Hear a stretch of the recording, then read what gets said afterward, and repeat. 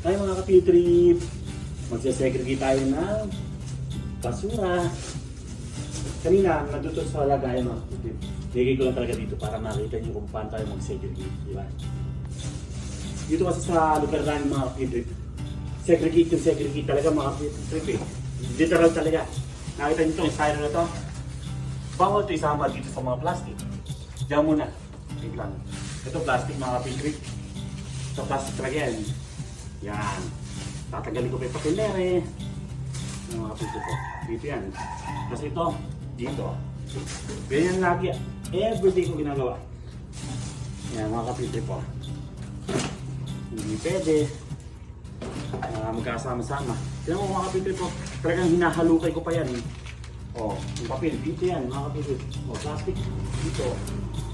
Hindi pwede na kahit isang peraso lang na may maliit na balat na plastic or ng papel. Talaga, ayun, buksan natin mga papel, diyan.